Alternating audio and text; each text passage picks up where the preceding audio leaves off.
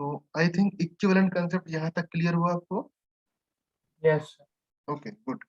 Now equivalent concept का actual meaning क्या है विद एग्जांपल हम लोग देखते हैं। फॉर एग्जांपल हमने लिया H2SO4 या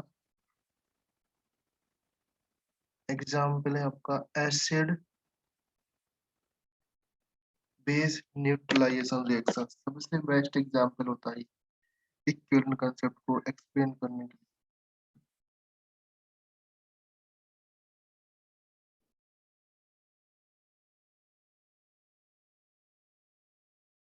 सर, यानी इतने मोलर HCl को, यानी इतने वॉल्यूम और इतने मोलर HCl को दूसरे इतने वॉल्यूम का इतने वॉल्यूम और इतने मोलर का बेस लगता है, तो फिर ये वाई वॉल्यूम ऑफ एसिड के लिए कितना लगेगा, वैसे हाँ क्वेश्चन। वैसे ही question.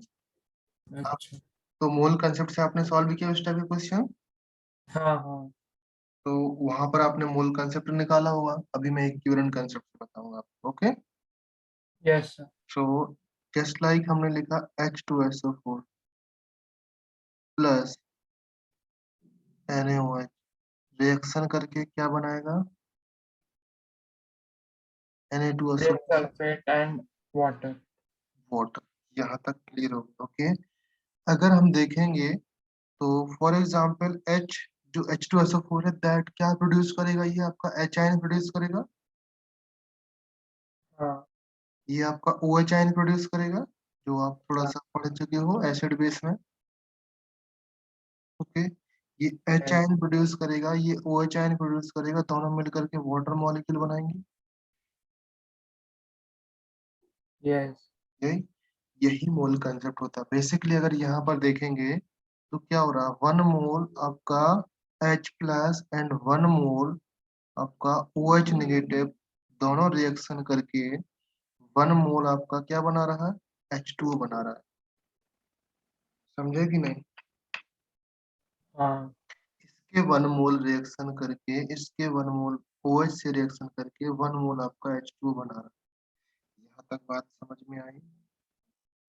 Okay, so we can say that जो H2SO4 है आपका, H2SO4 से जो 1 मोल H आयन निकलेंगे और NaOH से जो आपके 1 मोल OH आयन निकलेंगे, वो मिला करके आपके वाटर मॉलिक्यूल बनाएंगे दोनों। यहाँ तक बात समझिए? Okay, so we yes. Can, अभी आप ये बताओ मुझे इस H2SO4 से कितने मोल H आयन निकलेंगे? Tell me. 2 मोल। 2 मोल। तो H2SO4 से बेसिकली हम बोल रहे हैं कि 98 gram of H2SO4 gives 2 mole H ion. अगर आपको ये समझ नहीं आता तो आप लिख सकते हो 1 mole of H2SO4 gives 2 mole of H plus ion. हाँ। समझ गए बेटा? ना इस यस। 1 मोल को मैंने 98 ग्राम लिखा, क्योंकि 1 मोल को हम 98 ग्राम लिख सकते हैं ना विद रिस्पेक्ट टू H2SO4, हाँ। राइट? तो यहाँ यस। पर आपको अगर हम लिखें और यू कैन से दैट और 2 मोल पॉजिटिव चार्ज। यहाँ तक बात क्लियर? हाँ। Now similarly we can say that यहाँ पर 40 ग्राम ऑफ NaOH ये कितना प्रोड्यूस करेगा? 1 mole OH OH। Negative. Okay, और you can say that 1 mole negative charge.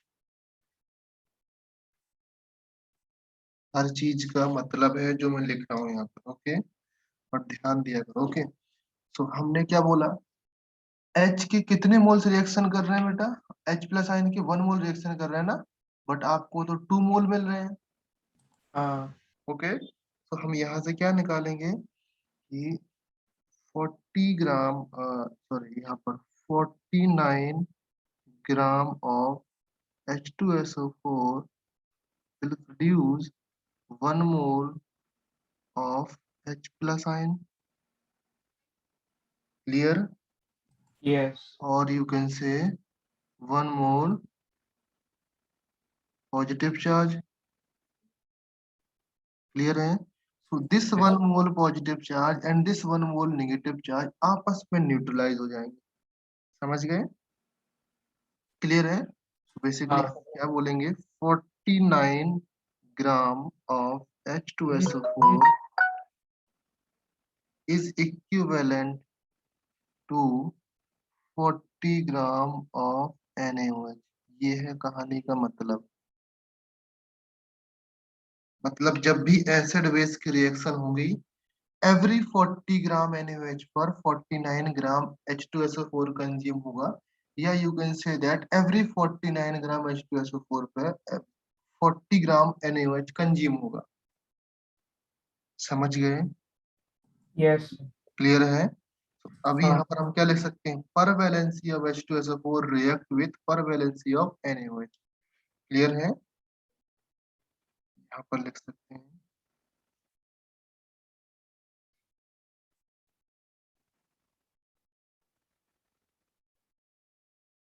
per valency of H2SO4 react with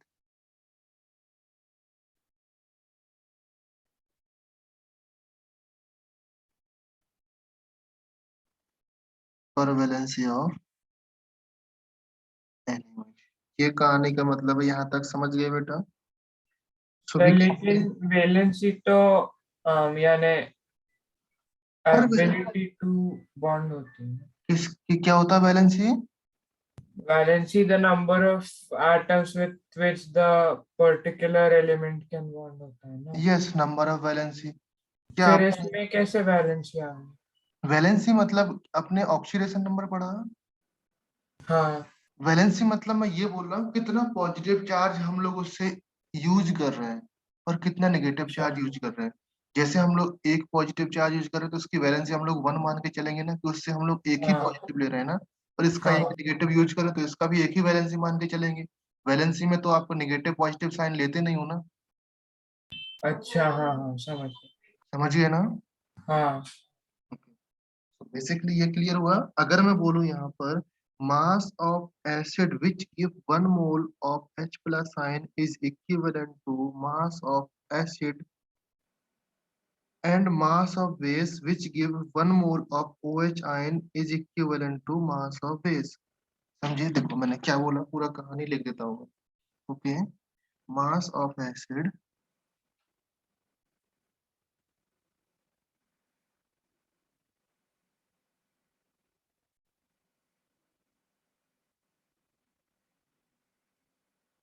which give 1 mole H plus ion, H plus ion is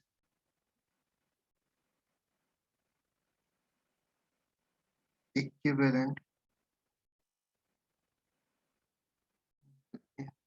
यहाँ पर दी लगा देना, is the equivalent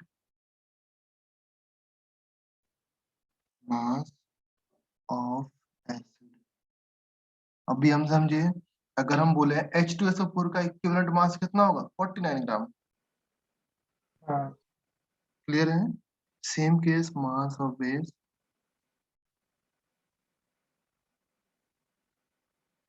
which give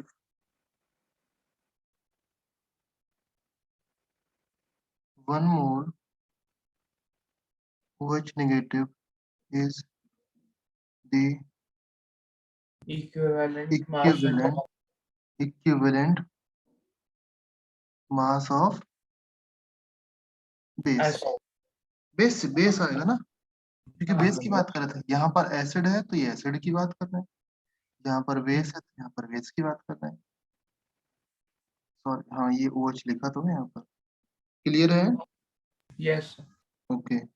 अगर मैं बात बोलूं in an acid base reaction, किसी भी एसिड बेस रिएक्शन में that mass of acid, that mass of N acid which give 1 mole of H plus ion combined with that mass of base which gives 1 mole of OH plus ion. मैंने बोला in acid base reaction, पूरा लिख देता हूँ यहाँ पर, आपको समझ में आएगा।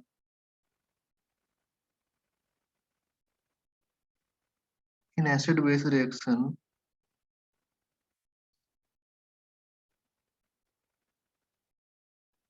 that mass of an acid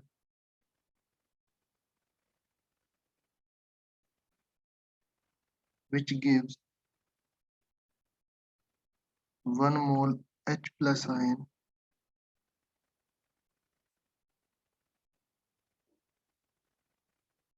combined with that mass of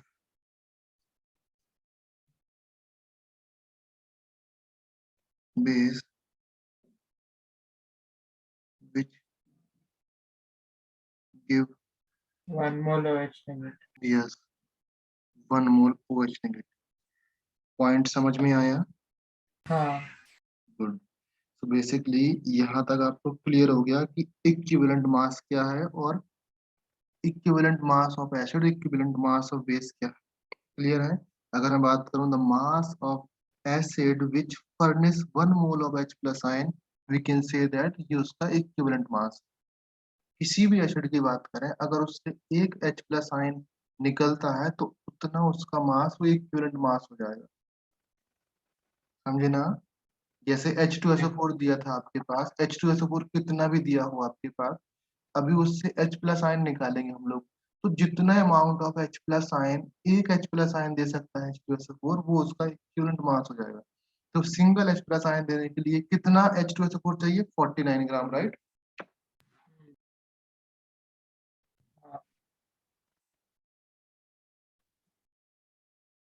hello. यहाँ तक क्लियर है? हाँ सर. 49 ग्राम. अगर NaOH की बात करें तो NaOH भी क्लियर है, 40 ग्राम चाहिए. ओके.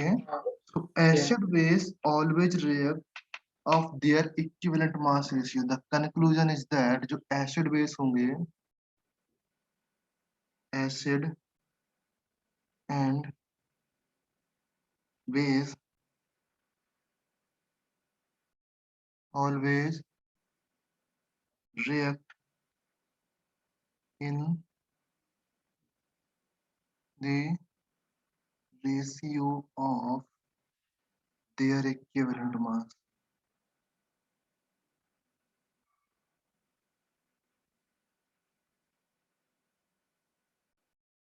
पॉइंट समझ में आया?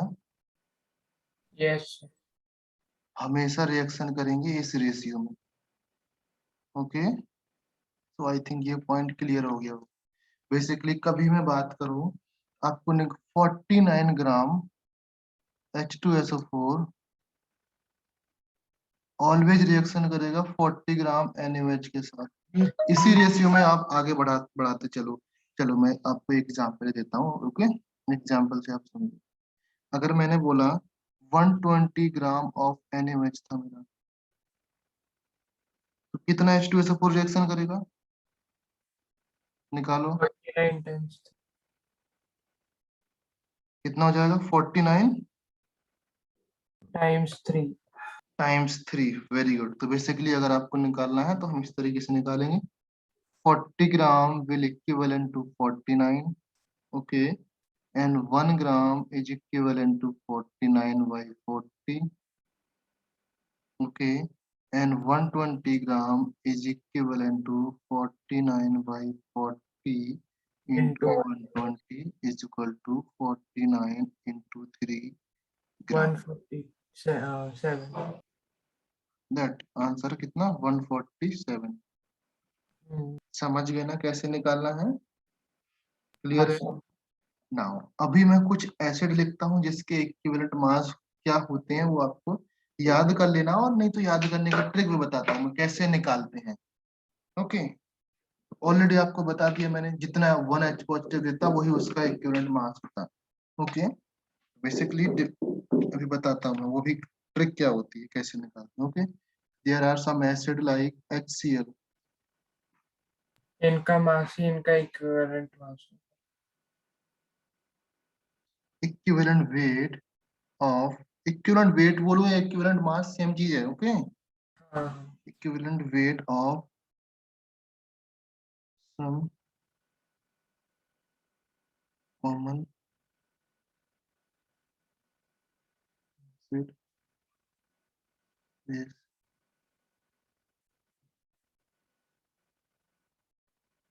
Number 1 HCl, 36.5. Very good. Number second HNO3,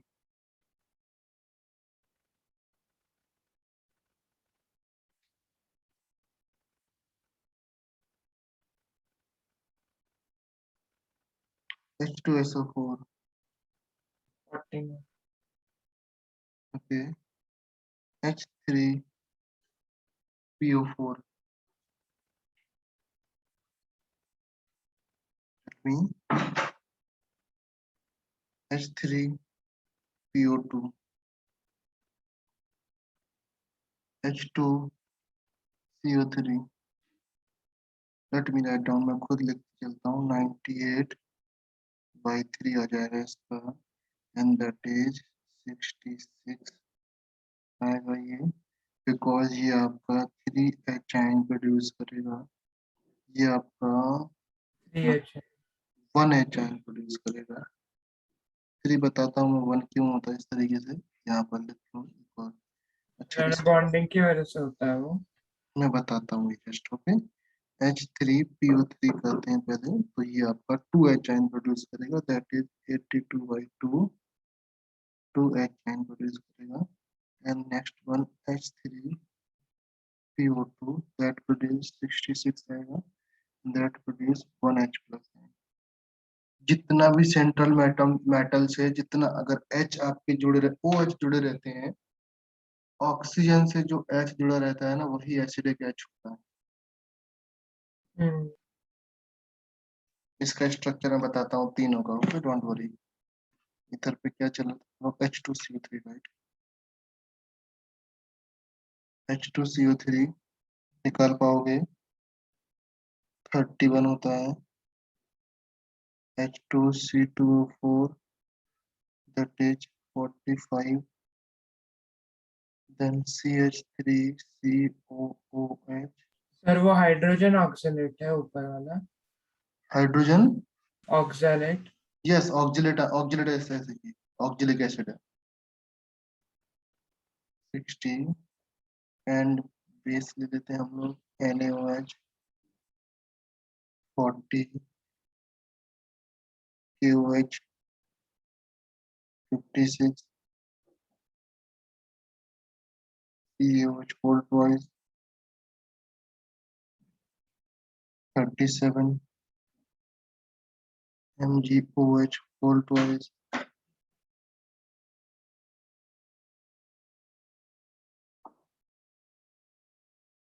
whole thrice, that is 26, and that is 29,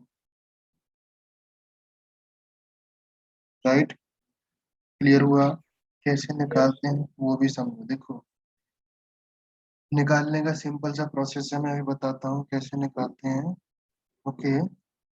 but अभी के लिए ये समझो, जितना एच होते हैं ना मॉलिक्यूलर वेट पे या मॉलिक्यूलर मास में, हम लोग क्या करते हैं, नंबर ऑफ एच आयन से डिवाइड कर देते हैं, राइट। हाँ हाँ। नंबर ऑफ एच आयन से डिवाइड करना, बट इस केस में आपको एच दिख रहा है, यहाँ पर 2 है तो आप 2 से डिवाइड करोगे, यहाँ पर 1 है, यहाँ पर 1 है, यहाँ पर 3 है, यहाँ पर 3 है, यहाँ पर 3 है, बट यहाँ पर अलग अलग है।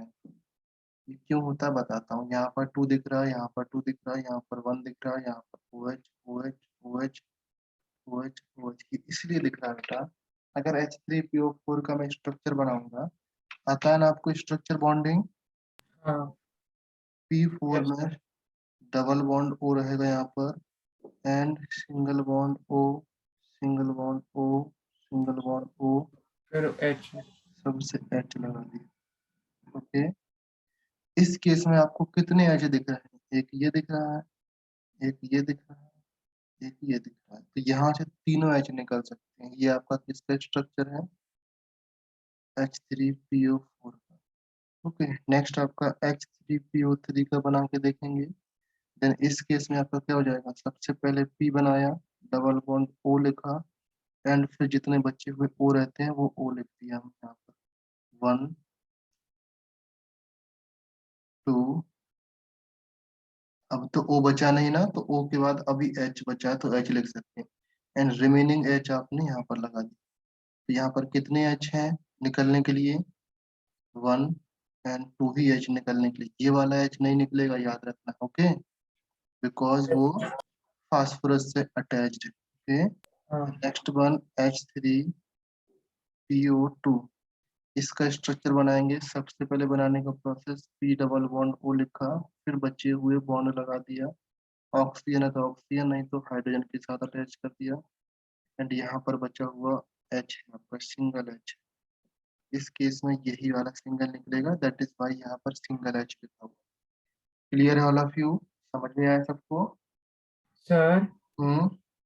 सर फिर ये जो बेसिस होते हैं उनमें भी तो OH वाले यानी कंपाउंड में पार्ट्स होते हैं OH वाले, हाँ, तो फिर OH उसमें से भी H क्यों निकलते नहीं आता, OH पूरा क्यों निकलता है?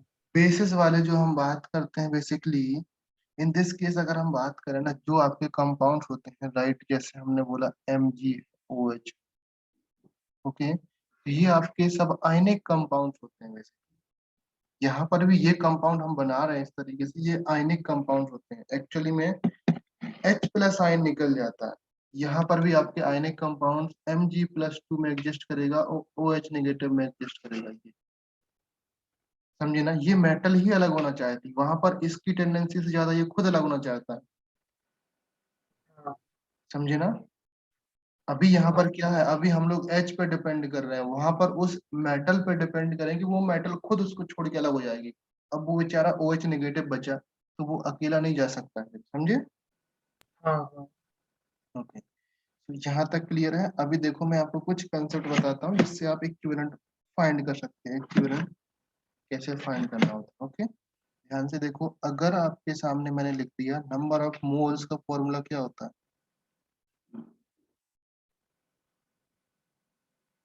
That is equal to sample mass by molecular या एटॉमिक। अपॉन मोलिकुलर मास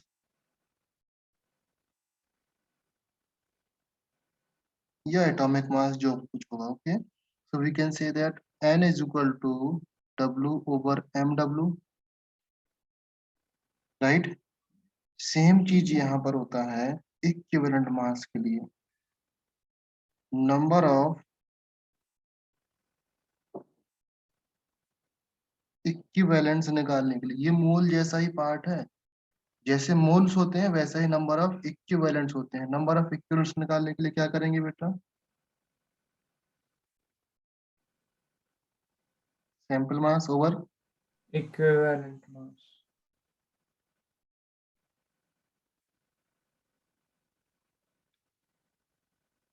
इक्विवेलेंट को हम लोग EQ से शो करते हैं। EQ is equal to W/PW। दोनों फॉर्मूला याद हो गया हाँ है ना? Simple. So we can say that equivalent mass, अगर अच्छा चलो इसका यूनिट लिख लेते हैं हम लोग पहले। ओके, अगर इक्विवेलेंट मास का हम लोग यूनिट की बात करें, दैट इज होता है ग्राम इक्विवेलेंट। ओके, यूनिट आपका ग्राम इक्विवेलेंट होता है, बट उसकी जरूरत नहीं, कभी जरूरत नहीं पड़ता। ओके, सो क्वेश्चन चलते हैं हम लोग। क्वेश्चन है, what mass of the following base required to react with 490 gram of H2SO4?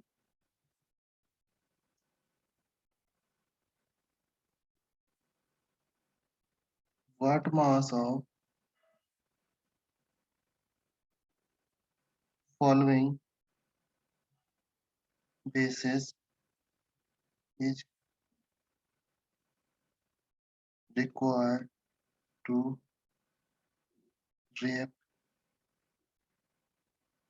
with 490 gram of H2SO4? आपके सामने है ऑप्शन नंबर 1 NaOH। NaOH के लिए निकालना है। ऑप्शन बी है कैल्शियम हाइड्रोक्साइड। ऑप्शन सी है KOH। ऑप्शन डी है MgOH whole twice. Option E है एल्यूमिनियम OH होल थ्राइस। निकाल पाओगे बेटा? हाँ सर, 400 पहले का आता है। ये निकाल लेना घर पे इसको एक। हाँ इसको ठीक। हाँ मार्क कर लेना। ओके चलो, आप ये आपका पेज छोड़ दिया मैंने, यहाँ पर हम स्टार्ट कर दैट इज वेरी इंपॉर्टेंट चीज इज कॉल्ड वैलेंसी फैक्टर।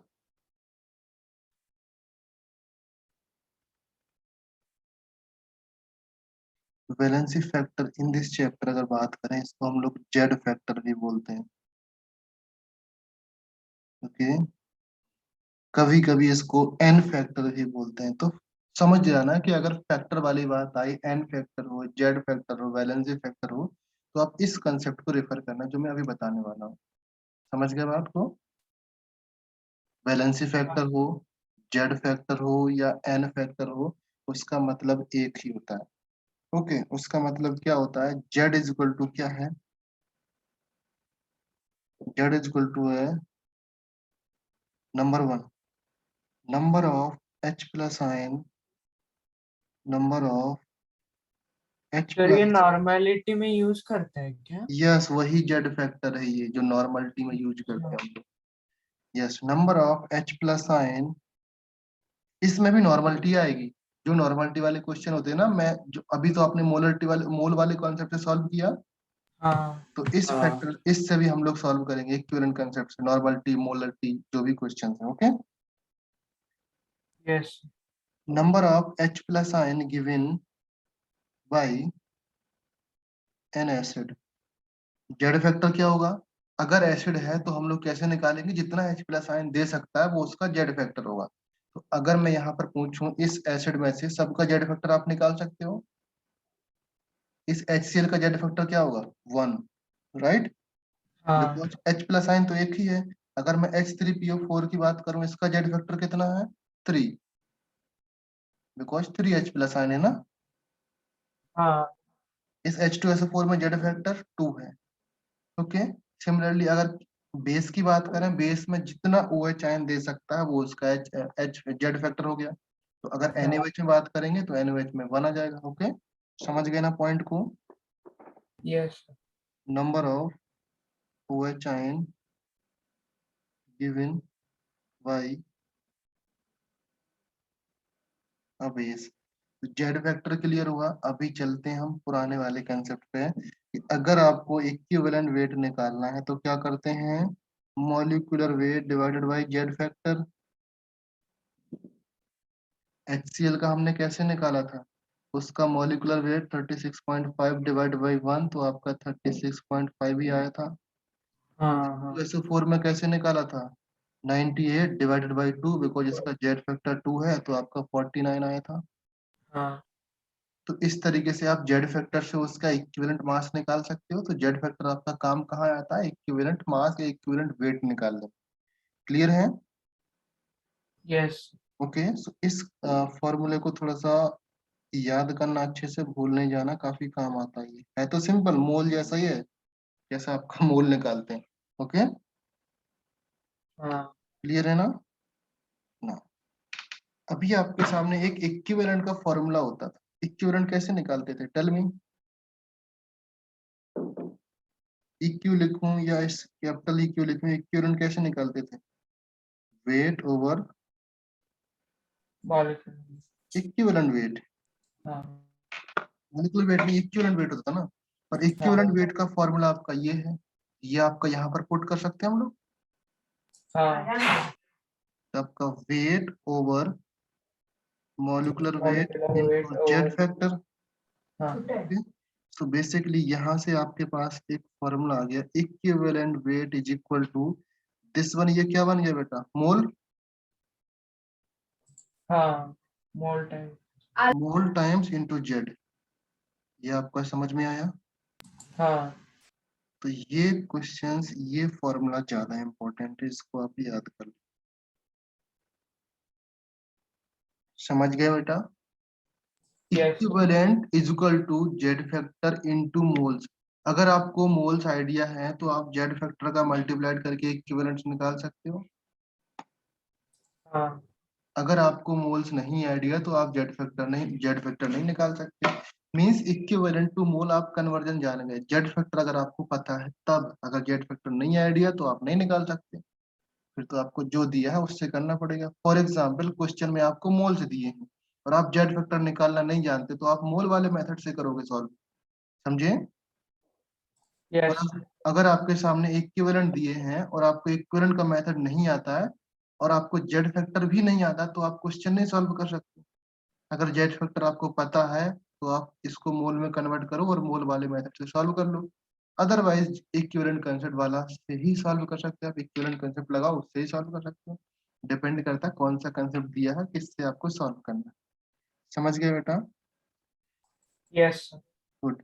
एक चीज और यहाँ पर नोट कर लो, अगर 1 मोल होते हैं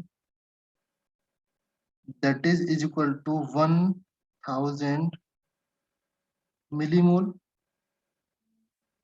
जैसे आपका होता है ना 1 metre is equal to 1000 millimetre, हाँ हाँ सेम केस यहाँ पर 1 mole is equal to 1000 millimole. इस m का मतलब होता है मिली, सिंगल m का, ओके।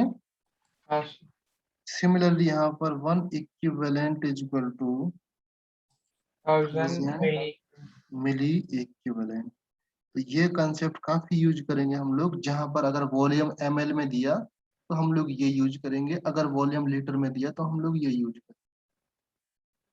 लीटर में दिया तो हमारा क्या आएगा, इक्विवेलेंट आएगा और मोल आएगा। अगर वॉल्यूम आपका ml में दिया तो आप क्या निकालोगे, मिली मोल निकालोगे और मिली इक्विवेलेंट निकालोगे। और अगर उसको कन्वर्ट करना है तो इस रेशियो से आप कन्वर्ट कर सकते हो। समझ गए बात को? Yes good. तो कुछ क्वेश्चंस इसके ऊपर भी देता हूं मैं जो आपका होमवर्क होगा। लाइक इधर पे है,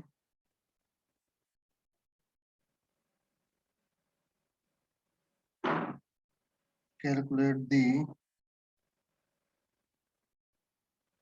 total number of equivalent and milli equivalent in number 1 A option 800 gram of NaOH। निकाल पाओगे? मोल निकाल के जेड फैक्टर से मल्टीप्लाइड करना। हाँ बी आपका 3.65 gram of HCl, okay. The next one है आपका 0.49 ग्राम H2SO4 एंड डी ऑप्शन है 7.49 ग्राम कैल्शियम हाइड्रोक्साइड। क्या करना है मैं एक आपको बताता हूँ, ओके। सबसे पहले आपको 800 डिवाइडेड बाई 40 करना है। हाँ, इनटू हाँ 40 करना है। तो 40 का आप यूनिट क्या लिखोगे बेटा, ग्राम 10 पर मोल इक्विवेलेंट। हाँ into आप डायरेक्टली इक्विवेलेंट मास से डिवाइड करो ना, sample mass over equivalent mass. हम्म, अगर आपको जेड पता है तो फिर क्यों हम दोबारा से हम लोग जेड का मल्टीप्लाइड करेंगे। हाँ ठीक है आप इक्विवेलेंट से कर सकते हो, इज इक्वल टू 20 या पर ग्राम इक्विवेलेंट आ जाएगा आंसर। हाँ और you can say that 20,000 milli equivalent. हाँ आप ऐसे भी सॉल्व कर सकते हो, आपने क्या निकाला, पहले n निकालेंगे तो 800 डिवाइडेड बाई 40 कितना आएगा, n 20 मोल आएगा। और आपको निकालना है इक्विवेलेंट तो आप क्या करोगे, n इंटू जेड 20 करोगे। into जेड तो इसके लिए 1 है तो 20 इंटू 1 करोगे तो 20 इक्विवेलेंट ही आएगा। बात तो एक ही है, समझ गए? हाँ पॉइंट क्लियर? ओके। ये सो यहाँ तक हम लोग आज स्टॉप करते हैं, ओके। अच्छा चलो एक कंसेप्ट और समझ लो, ओके। थोड़ा सा है, 10 मिनट में हो जाएगा, okay. Analysing a mixture of acid and base.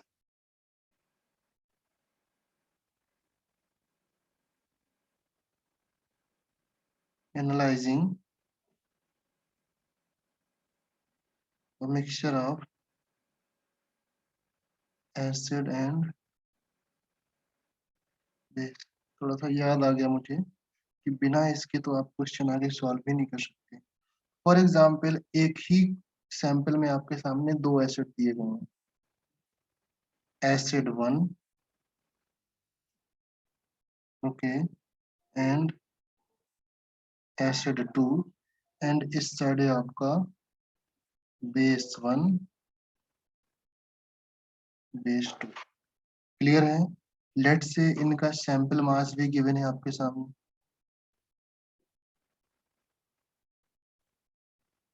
Late से सैंपल मास W1, W2, W3, W4। समझना बेटा ध्यान से। लेट से इस काम को जेड फैक्टर पता है, सब कुछ पता है, तो आप क्या निकाल सकते हैं, इक्विवेलेंट वेट निकाल सकते हो। हाँ ओके, इक्विवेलेंट वेट लेट से हमने निकाला E1। ओके, इसका E2, इसका E3, इसका E4। समझ गए यहाँ तक। अगर हम बोलेंगे इसके नंबर ऑफ इक्विवेलेंट निकालना, आपको क्या निकालना है, इक्विवेलेंट। इक्विवेलेंट निकालेंगे तो क्या आ जाएगा, वेट ओवर इक्विवेलेंट वेट। हाँ ओके, इसका वेट ओवर इक्विवेलेंट वेट, इसका वेट ओवर इसके इक्विवेलेंट वेट, इसका वेट ओवर इसके इक्विवेलेंट वेट। आई थिंक यहाँ तक क्लियर है। यस ओके, जब सेम टाइप की स्पीसीज होती हैं, अभी कंसेप्ट में एक्सप्लेन कर रहा हूँ, जब सेम टाइप की स्पीसीज है, एसिड और एसिड है, एसिड एसिड है, तो आप क्या करोगे, हमने पढ़ा ना concept, equivalent of acid is equal to equivalent of base. हाँ स्टार्टिंग में पढ़ा ना, नंबर ऑफ इक्विवेलेंट आपस में रेशियो में रिएक्ट करते हैं, तो हम क्या लिखेंगे, W1 E1 plus W2 E2 is equal to, W3E3 plus W4। मैंने बोला एक ही टाइप की स्पीसीज के लिए बोला है मैंने, ऐसा नहीं कोई और हो तो नहीं ये काम करेगा। ओके, हाँ इक्विवेलेंट ऑफ एसिड, कितने भी एसिड हो यहाँ पर, 10, 15, 20, 25, 50, 100, सारे को ऐड करना है एंड उसको इक्वल टू करना है इक्विवेलेंट ऑफ बेस के साथ। समझ गए। तो बेसिकली क्या हो जाएगा यहाँ पर, अगर मैं समेशन ऑफ